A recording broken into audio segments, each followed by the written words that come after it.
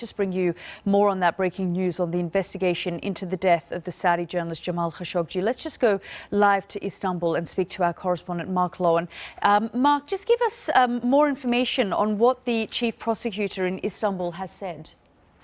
Yeah, a statement has just dropped in the last 10 or 15 minutes, Yalda.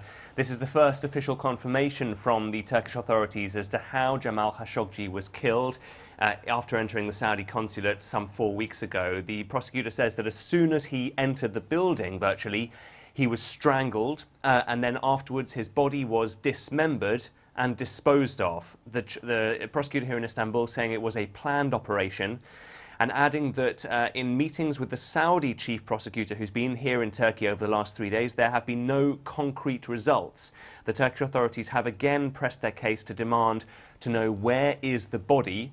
But as I say, the prosecutor saying that the body has been disposed of. Now, the Saudi authorities have been saying that they had used a local, that they think that a local collaborator was used to dispose of the body. The Turkish authorities have demanded the name of that local collaborator, but there is no confirmation yet that that was how the body was disposed of. But just to repeat, he was strangled, dismembered, and the body was disposed of. And that's what the chief prosecutor is now saying. Mark, since Jamal Khashoggi entered that consulate on the 2nd of October, that was 4 weeks ago, we've had so many leaks, so many different bits of information. So this now coming from the chief prosecutor, does it sort of make things a little bit more clear? I think it certainly makes more clear how Jamal Khashoggi met his end in a very violent and gruesome manner.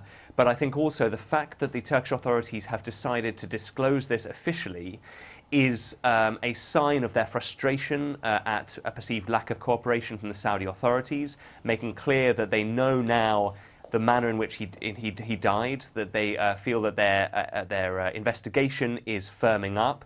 And that they are maintaining the pressure on the Saudi authorities. There's a feeling here that Saudi Arabia is not cooperating properly. Turkey has requested the extradition, for example, of the 18 Saudi nationals who have been arrested in Riyadh for allegedly being connected to the case, but Saudi Arabia says they will not be extradited. They'll be tried in Saudi Arabia. So the fact that the public prosecutor here is now going public and is now officially stating these kinds of these kinds of details, these kinds of facts, I think is a clear indication that Turkey is not happy with the lack of cooperation, and that they are going to make clear quite the details and graphic findings of Turkey's investigation. Mark, thanks so much for that update from Istanbul on the latest on the death of Saudi journalist